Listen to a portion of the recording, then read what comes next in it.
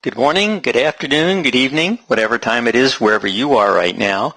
And welcome to another session of Bizar Financing, how to start, buy, or expand any business with little or none of your own cash.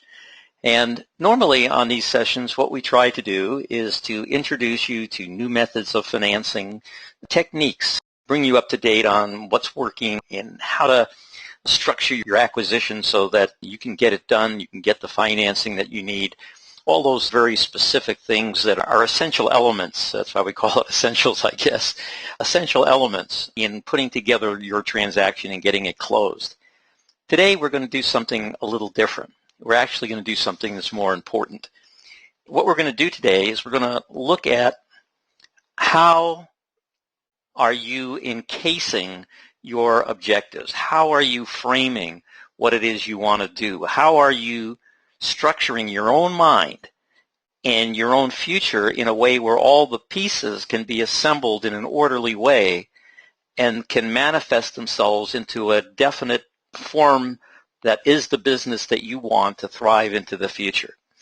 And so many people start out with the idea that they're going into business.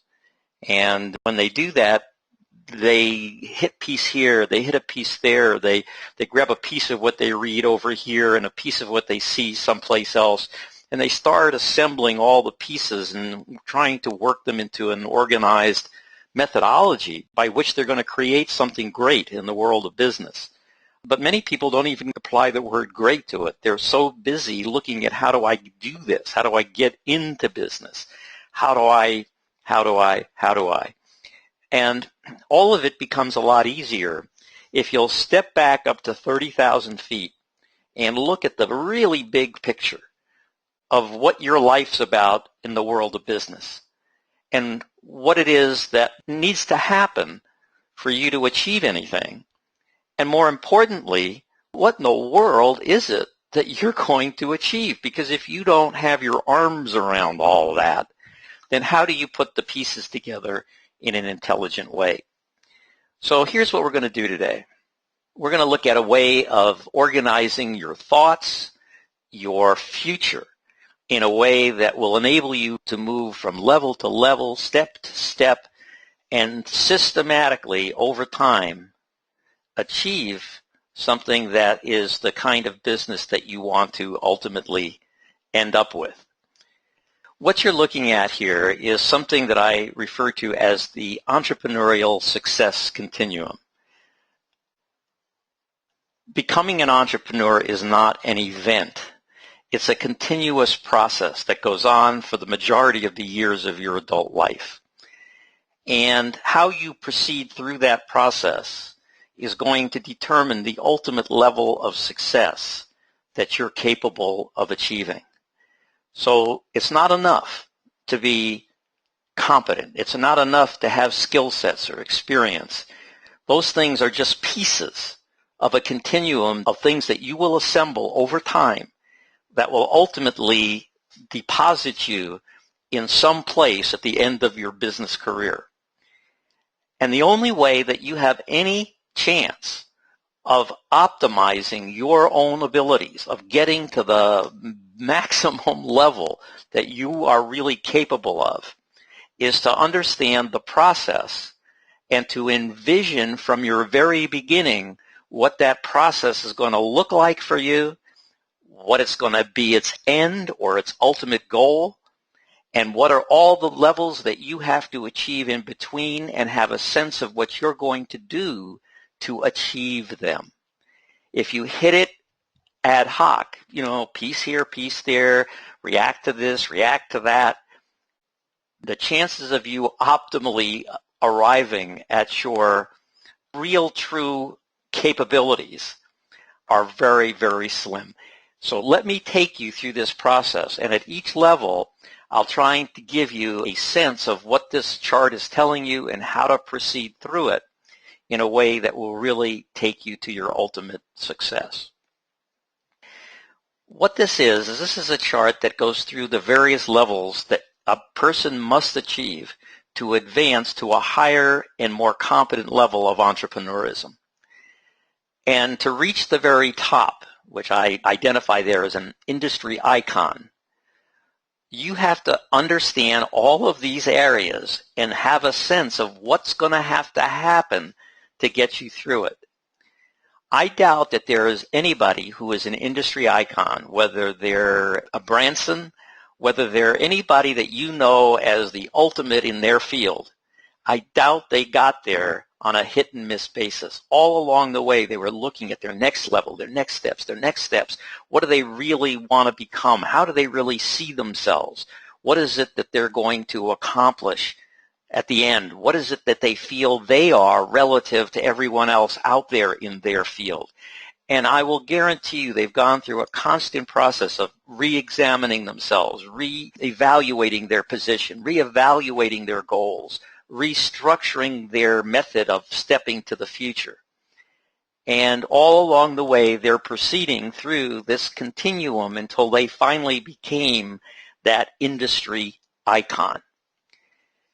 And I'm going to slide all the way down to the bottom of this, and I'm going to go to that place where almost every industry icon started out. And it was down there as a dreamer contemplator. So if you come down here to dreamer contemplator, down here to the base, that's where almost everyone in business starts out. It starts out, they have a vision, a dream, something that burns inside of them and says, I want to go into business for myself. I want to start a new service. I want to develop a new product. I want to. It starts there. And in some cases, it starts when they're kids. And in other cases, it starts in their teens. In other cases, it starts in their 20s. And there have been people that didn't even start that process until they were in their 40s and 50s. But the tour to the top in business starts with having some kind of a dream and contemplating that dream and how you could bring that dream into reality. The folks who tend to be the most successful, right down here in this dreamer contemplator state, are already seeing themselves someday as an industry icon, someday as the biggest and best at what they are, someday as the best known, the most famous, the wealthiest, the most effective, the most efficient, whatever it is. They see themselves at that point because very few people get to this point that don't see themselves there relatively early in their careers and start the plan of understanding all the levels that it's going to take them to get to this lofty, lofty place up here. Now, I know there are some of you that are listening to this and they're saying to yourself, well, Gordon, I didn't become part of Bizar Financing to become an industry icon. I just want to make a lot of money and enjoy a business. And that's fine. And that's fine. If that's your real goal, that's fine. But don't be surprised. As you get closer to that goal, your vision starts to shift up the chart to a higher and higher level, because once you've achieved something and you're starting to say to yourself, well, you know, that was pretty easy. And it never is, but you know, it's like birth. When a woman gives birth to a baby, it's very painful. And the day after, they say, I never want to have another kid again ever in my life. But 6 months later, a year later, they've forgotten about all the pain. They're ready to have the next one. And so they look back on it and they say, well, it wasn't so bad. I could do that again. Business is kind of the same way. The pain disappears in your memory. The benefits of the future loom large. And the willingness and want to go higher and bigger and better usually follows. So let's get down here to this very base, because it's where the majority of people, and let's just say in the U.S. are, and I think worldwide, those who are going to go into any form of business or have any hope for the future, they're starting down here at this level. But at some point, they're going to cross a certain threshold, because here it's all dream and contemplation. And at some point, they're going to actually seek out an opportunity to start a business, an opportunity to buy a company, an opportunity to go to work for somebody where they can learn a trade, a business, a profession, as opposed to just have a job that they're going to have a career in the job all their life. They're starting to think in terms of, well, what about ownership? And I become an opportunity seeker instead of just a job seeker. And that's kind of the next level up from this. And I want you to see this little box on the side here, because this description really fits all the folks that are in this lower tier down here, and that's that they're entrepreneur hopefuls and eventually they become at the top of this entrepreneurs in training. So they're hopeful, then at some point they're in training, and that kind of covers everybody here. And during this period, all of them are going to operate in this mode right here. It's called survival, because they're not making enough money to do what they need to do, to have what they need to have, to earn what they need to earn, to have the things in life they really want to have for their family, to have the financial security, because they're struggling here. They're struggling and they're in survival. Any day, literally, the wrong things happen and the dream gets shattered. So they're in this mode of every day is survival. And so if you've crossed the Rubicon, and I'll show you the numbers later, between dreamer contemplator to where you're now actually taking action on your dream or your contemplated business, then at that point you cross over into opportunity seeker, and at some point you stop just seeking and you actually become a person who's going to produce or produces a product or a service, where you are the innovator or the developer of that product or service, something that has a tangible use to other people, something which will have value to them that they will pay you for if you deliver it to them. Key element of business, key element of being an entrepreneur, identifying that thing of value that you're going to provide for other people so they will pay you to produce that for them. Now, up to this point, you're still not really in business, because even if you're starting the path of producing the product, you still have to develop a marketing plan. You still have to develop a whole bunch of processes and steps by which you're going to produce that service. All the pieces have to be looked at and ironed out and set out and written and reviewed and shared with other people if you're going to do it right, so that you get feedback from other people.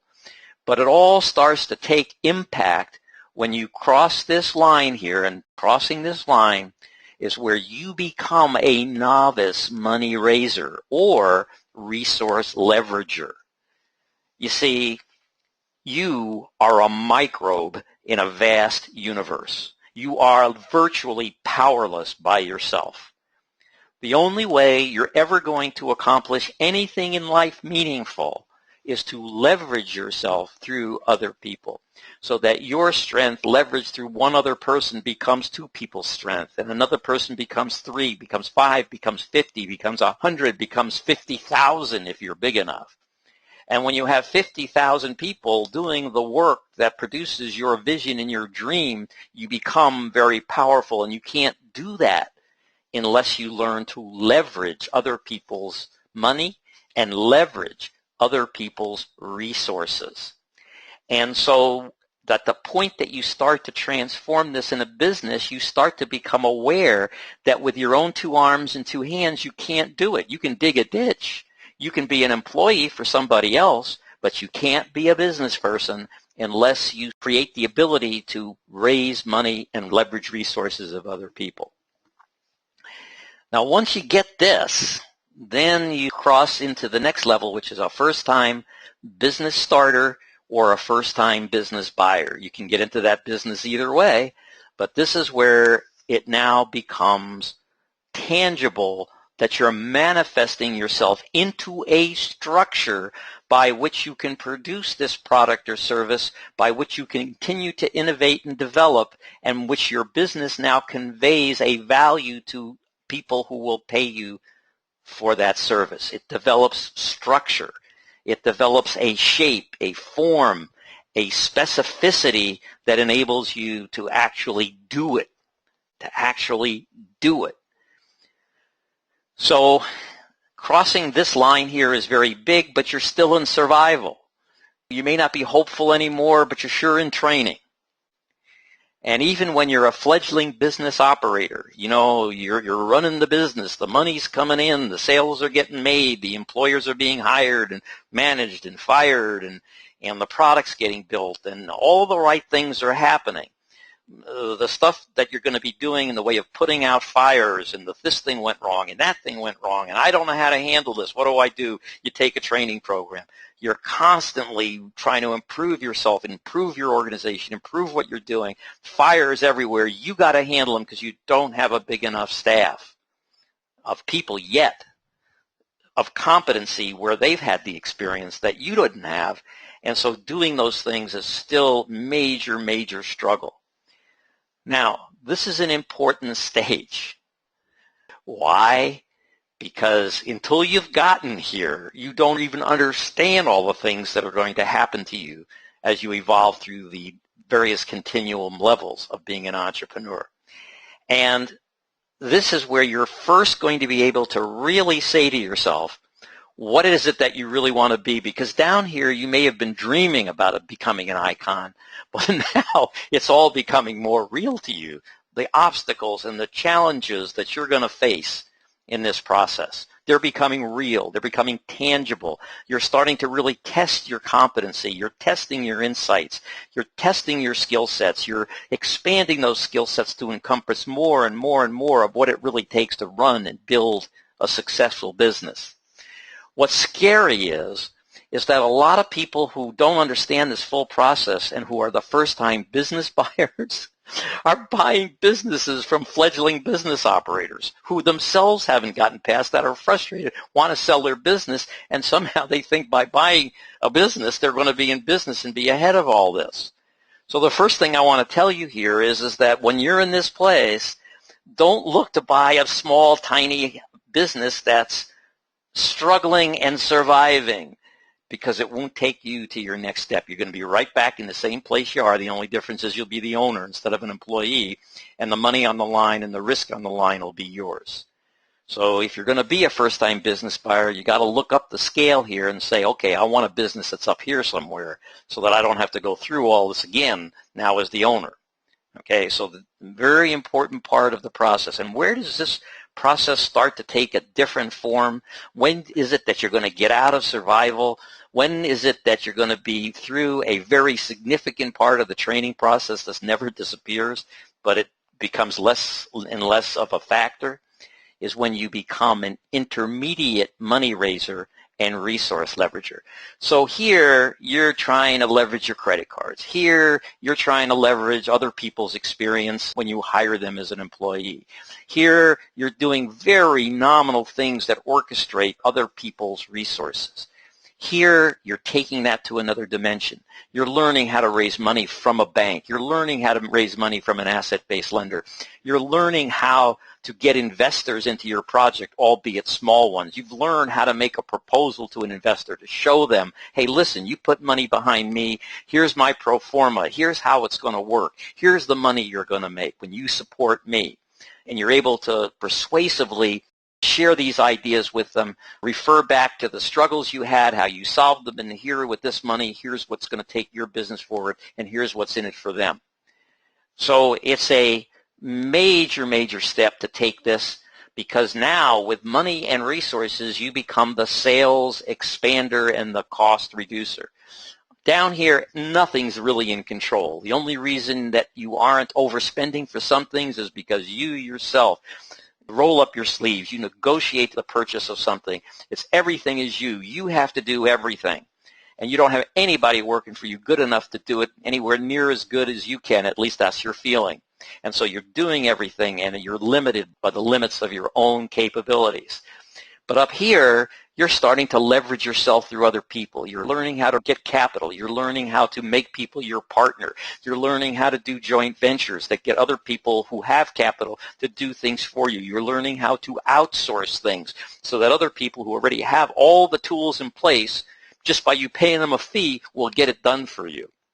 Or they will partner with you where they do the part that they do, you do the part that you have control over and can do, and together you involve something that has more value, but you're leveraging yourself through them. You're leveraging other people's resources. And so now you're starting to expand your sales. You're starting to do things that get your costs reduced. And at this point, to get to your next stage, it's not enough for you to just leverage yourself through other people. You must now really develop your skills as an organizer, as a person who looks into your company, looks what needs to be done.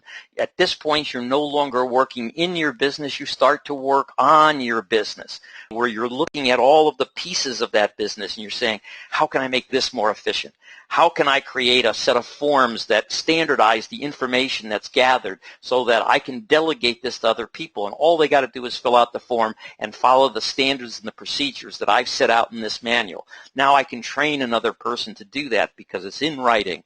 The procedures are known. The procedures are set. The things have been standardized. They're organized, and your business starts to become scalable. It means it now is capable of growing. And so your organizer standards and procedures part of you has to manifest itself at this point in time. And if you don't have that, skill set, then you have to recognize that you don't have it. You have to recognize it's not you. You have to recognize you need a partner who that's what they do. Now, all of us are gifted in some way. Some of us are gifted in administrative capabilities and standardizing things and creating processes and making the processes work and refining those kinds of things. Others of us are just great salespeople. We have great communication skills. We can communicate really well with other people. We have the ability to formulate an idea and convey the essence of that idea just through words alone to other people. And they're different sets of capabilities. Very rarely does one person have them all. So along the way here, you're testing yourself. You're seeing, what am I good at? What am I not good at? What can I do? What can't I do? What do I love doing? What do I hate doing? You're going through this constant self-evaluation process and looking to fill your voids by leveraging yourself through the resources of other people. It isn't important that you have no voids, but it's vital that you fill the voids that you have if you're going to move up and on to the next stages of development. At this point, you now are becoming a real entrepreneur. You're becoming someone who can manifest a successful business forward into the future. And if you're going to leverage yourself through other people, at some point, you yourself, or you've got to have a darn good partner who becomes a personnel motivator, because you don't want the folks who you're bringing into your company just sitting around because they're not motivated. You know, they're there for the paycheck, and that's all they're there for. Well, you become a personal motivator when you learn how to share a vision with your employees, with the people who work for you. You become a motivator when you know how to show them how they benefit from the participation in your vision. How when they do what you've asked them to do and contribute to the vision that you've painted clearly for them to see, you've shown them how they can win, and you've worked with them in such a way that you motivate them constantly to want to seek out that great win for themselves. You look at, well, what motivates person A over here and what motivates person B? Is this person motivated by being part of a great team or being a team leader? Is this person motivated because they're totally vision-oriented? They see the vision, and once they see the vision, they're motivated on their own.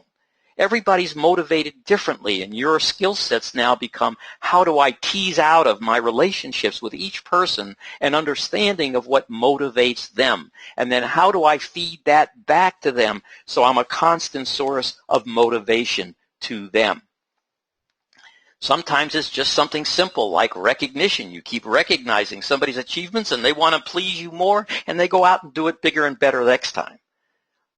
It's a matter of understanding what it takes to motivate each person and then organizing yourself in such a way where your meetings, your visits with that person, your offhanded conversation with that person, all focus on one thing, motivating them to be a phenomenal support of your vision and your venture. At some point, you really do master these things. And at that point, you really become a seasoned business operator, no longer dependent on your own devices. You could remove yourself from the equation tomorrow, and you have an organization of people that already are filling all these gaps and voids so that you can step away, and the organization will continue to grow and continue to prosper. And at that point, you are now the chairman of the vision, and you orchestrate only your top management people for them to work downward in terms of all of their areas of responsibility. And at that point, once you've done that, you become a formidable competitor. You become the 800-pound gorilla on the block. You become the one that everybody is starting to say, I can't compete with those guys. They're too good for me.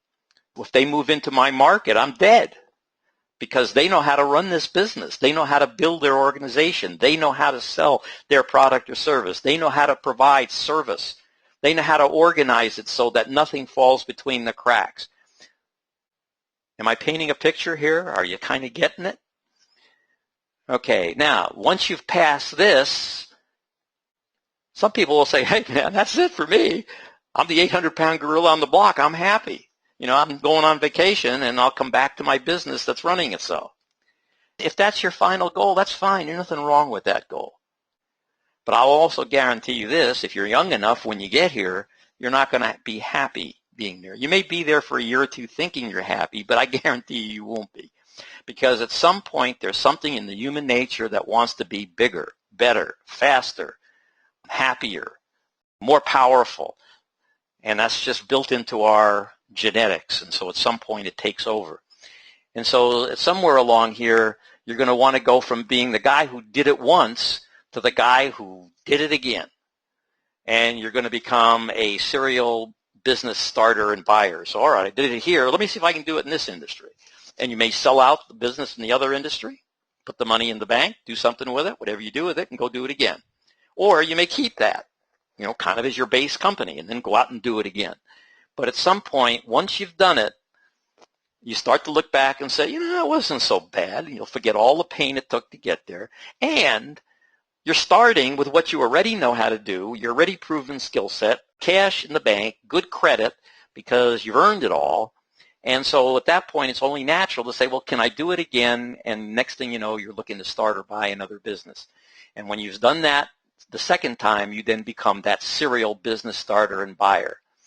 And then at some point here, and sometimes these happen at the same time, but at some time you're going to become a first-time business seller or take your company public, where you take the income that you now receive from that business and you capitalize it to a multiple of your income in selling it. So in other words, what happens is you're making $10 million a year. And you realize if I take the business public, well, 10 million, heck, this company in the marketplace is worth 20 times earnings. I can sell my company for 10 times 10 million or 100 million bucks, and I can bank all that money, and guess what? I can still go out and do it again if I want to. Okay, so converting your efforts at that point into wealth, into starting to convert it into meaningful wealth. No longer are you thinking about income.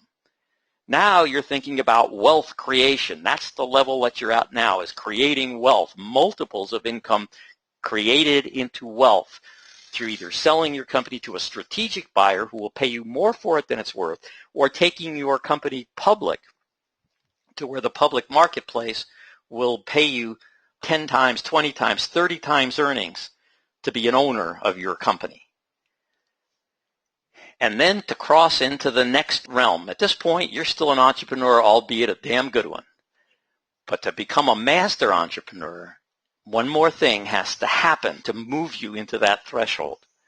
And the thing that has to happen is you have to become an expert money raiser.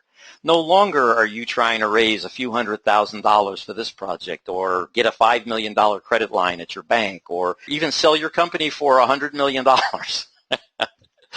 What you're going to do now is you're going to take the track record that you've established here, the fact that you've been a winner here, the fact that you've made money for investors here, and you're going to put all that in a set of credentials that enable you to raise tens, if not hundreds of millions of dollars here. Now, what do you need to do to get to the next step? All right, raising money, big numbers, not enough. You have to become, to get to this next level, a relationship magnet. What makes money? What creates wealth? believe it or not, it all comes down to people. People are your customers, people are your suppliers, people are your investors, people are your employees, people are everything in your business.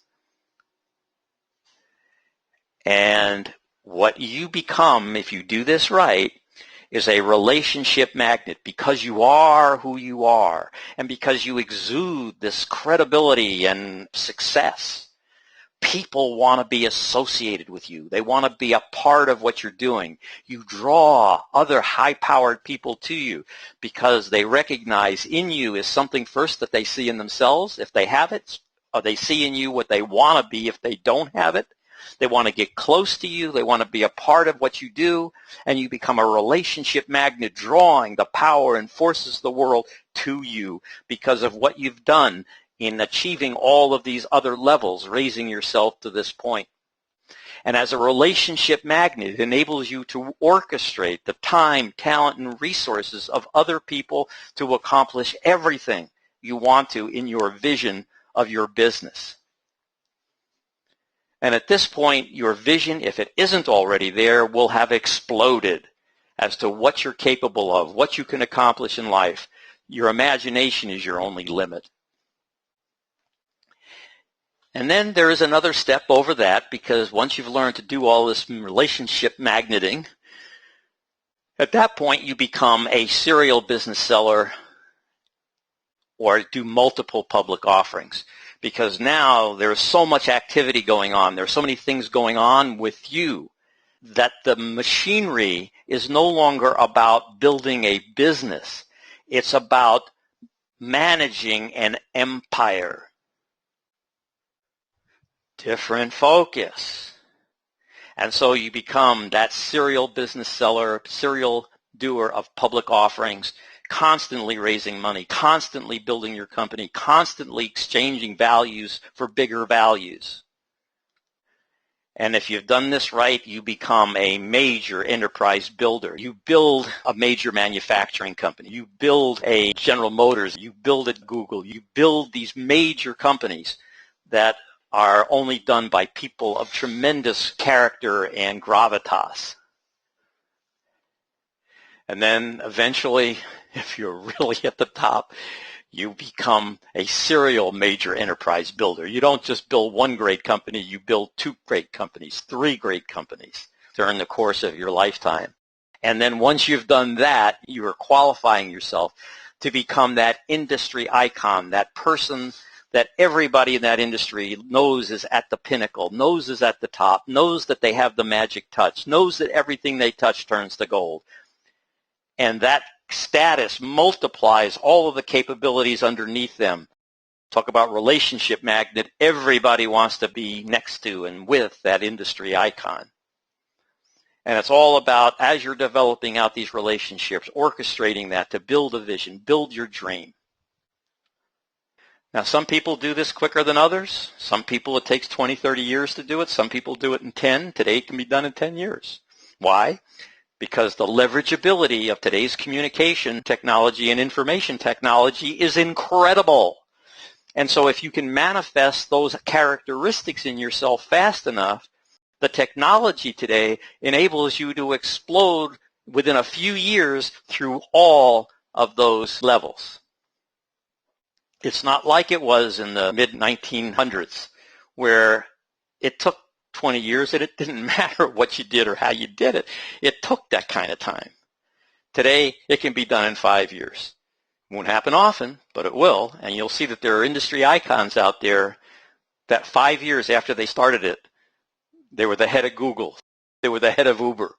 They built it on their own imagination, drive, and believe it or not, even though they did it fast, they went through every single one of those levels that you see right there. When they were an entrepreneur and they finally made it to this stage, they were still in struggle, but they were growing, and the growth was becoming more significant and the struggle was disappearing. And then when they finally got to this stage up here, they were in a state of thrival and wealth creation. Now, are there blurry lines between these various stages? Of course. There's no crisp line. You can say, well, today I crossed it and yesterday I didn't. There are sometimes you'll go through this one very quick, you'll go to the next one, and then all of a sudden you'll realize that this one here wasn't good enough, so you go back and fix more of this so that it's as strong as you need it to be. But if you don't have a sense of what has to get done, then the chances are it isn't going to get done, because there's just going to be a big hole there, and that will be the stopper. That will be the thing that blocks your progress forward. So ignore any of these levels in the growth of your business at your peril, because everyone is significant, everyone is important, everyone must be mastered, everyone must be built upon to get to the next level. Now, your progress through these levels is what I call Z-form evolution. Z-form evolution. And what that means is that you start here with dreamer and contemplator. And somehow along the way to get to your next step, you start to think in terms of a strategy. And you lay out your strategy here. And then from your strategy of how you're going to get to the next level, you start to develop the tactics and methods that will get you there. And then eventually you have to operate those tactics and methods. You have to get into action steps. So you have a mission and vision and goal. That's how you get your strategy. Your tactics are a matter of outlining your task sets, and your operations is a matter of outlining your action steps. And you move from the vision to the tasks to the action steps that are required to get you to the next stage where you're actually now seeking out opportunities. And then you start with the vision of what does this look like? What am I supposed to be like? How am I going to function here? And then you set out your tactics and your operations and your action steps. And you go back here to the next one. Okay, if I'm going to develop a product and service, what product or service am I really going to develop? Okay, what is it going to take in the way of task sets to develop it? And then you got to make the action steps that actually produce the results of the task sets. So you see there's a progression, and then you come back and you work on the next one. You come back, you work on the next one. You come back, you work on the next one. And you're zigzagging your way literally up this with vision, task sets, and action steps until stage by stage, level by level, you've conquered them all. And what really helps, is if in your early stages down here, with an understanding vaguely at least of what's going to happen here, you determine the level that you want to go to, no matter how high it is, and every day of your life you work on the refinement of that vision. What is it going to look like, feel like, taste like, touch like when you get there? What kind of home are you going to own? What kind of car are you going to drive? What's your office going to look like? What's the building that you're going to work out of going to look like? Are you going to work out of your home? Is it going to be the size of the White House? Or are you going to work out of your home and is it going to be a little shack or shanty someplace because that's all you really need in life? What does your success feel like, taste like, touch like? Let it permeate you. Let it be an essence of who you are with a realization that until I've achieved that, I'm not whole. I'm not whole. And that vacuum between where you are and becoming whole is going to be part of the power that moves you step by step by step through all the challenges that you're going to face into that final vision of yourself. So that this becomes an exercise in self-fulfillment. This becomes the process of developing out your image of who are you? Why are you here on planet Earth? What difference are you going to make? What is the essence of your life that when they put the epithet on your gravestone, it's going to say, here lies whom, what? And then this just becomes the natural progression of evolving yourself to be there, where you have the vision of where it is that you want to go. You have the plans and the goals of how you're going to get there. You're willing to face the challenges that you are going to face at each and every level. You have a process of continually evolving your vision, your mission, and your goals and aligning them with your tasks and aligning them with your goals and aligning them with your action steps that are aligned with your tasks, and a constant realignment and perseverance through this process, zigging and zagging your way up these levels. Now, hopefully, what I've been able to do here is to paint a picture for you of a life mission for yourself. How to kind of grab this uncertainty out there of who am I? Why am I even here? What makes my life important to me and to others? What would give me a sense of fulfillment in myself? What am I here to do? I believe everybody's here for a purpose. I believe I'm here for a purpose. Part of it's talking to you right now and sharing with you a way to optimize who you are and how you're going to achieve in life the things you were born to do. I believe everybody is born to do something. What other excuse could there be for 8 billion people on a planet? Very important process. And hopefully I've given you the option to master that process for yourself. The fundamentals of the things that you need to think about and work on to master this process for yourself. Now, the reason that there is this dotted line right here, and I'm going to show you the numbers in a minute, is because the vast, vast, vast majority of the world resides under this dotted line. They never get past here. Never. They stay in survival. They're always hopeful. Money is always elusive. Having it or getting it is beyond the next horizon. And they stay and struggle right here. So the minute you break out of this and into here, the minute you start applying techniques of bizarre financing so that you start to learn how do you raise money, how do you leverage the resources of other people, you are already leagues beyond others. And what I want to do now, if you have a sense of this, and you have a sense of those stages, and you have a sense of those levels, and you have a sense of the Z-form evolution, and you have a sense of your vision, and you have a sense of the challenges you're going to face, and you have a sense of how you're going to now work your way through those challenges and create that realization of who you really are and manifest that through success in business, then this chart has already put the right frame around your future. You have a guideline now on how to at least attack the process. Let me share one more slide with you in terms of what I call the numbers. And I want to share with you how really special you are if you're pursuing entrepreneurship. And I want to start down here at the bottom. 100%. If you take the adults in the United States of America to begin with, those who are capable of work or economic enterprise, the number is somewhere in the neighborhood of 220 million people. And if you take that number and you now look at 62% of that number, that's the number of people that never get past dreamer contemplator. 136 million.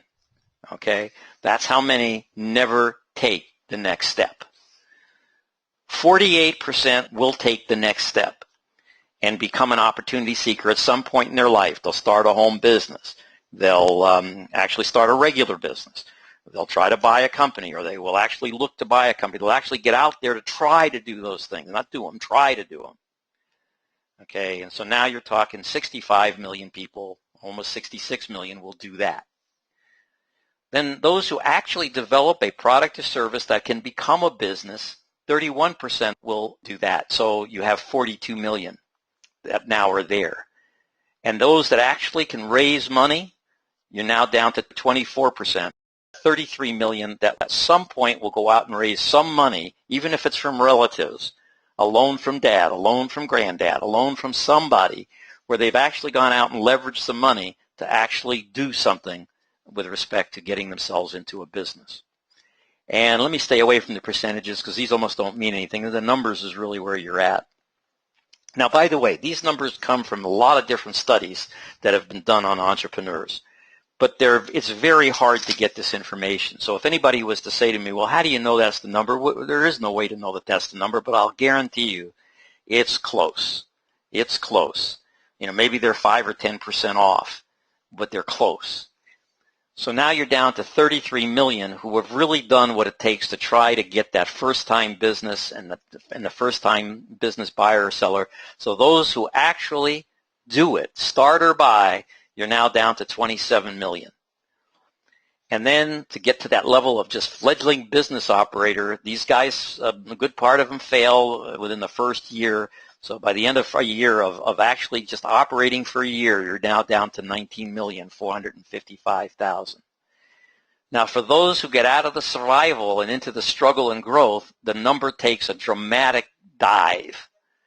The people who cross this threshold here and become reasonably astute at raising money and leveraging resources is very small. You're now down to 4,280,000 people. And I couldn't get numbers on these here, but by the time you get to this level here, where you're a seasoned business operator, and I'm not talking about you are self-employed. Okay, I'm not talking about you're self-employed. I'm talking about you run a real business with 3 or more employees. Okay, so now you're down to 2,225,000 people that could call themselves an entrepreneur that remotely resemble a seasoned business operator. And to the level of formidable competitor, it takes another big nosedive down to 311,000. And by the time you're doing a first-time sell-off or a public offering, you're now down to 215,000 entrepreneurs who have achieved that level. And those that cross over into the expert money raiser, you're now down to 75,000. And by the time, again, these numbers are hard to find, but by the time you get up here to a serial major enterprise builder, you're down to 4,515 people in the country who have a claim to have succeeded at that level. And then you get down to those incredible icons that stand out in everyone's mind as their industry leader, as the formidable folks who have just done incredible things in building business, the ones that everybody wants to be in the room with. You're down to 45 people at an entrepreneurial level who hold that industry icon status. And I would almost guarantee you that you can name at least a third of them. And maybe you don't even know a lot about some of those industries, but they're the Bill Gates of the world. They're the folks that have done the Ubers, that have done the Dells, that have built certain companies that are just outstanding for their achievements, for their structure, for the admiration that other people have for the way in which they've been put together.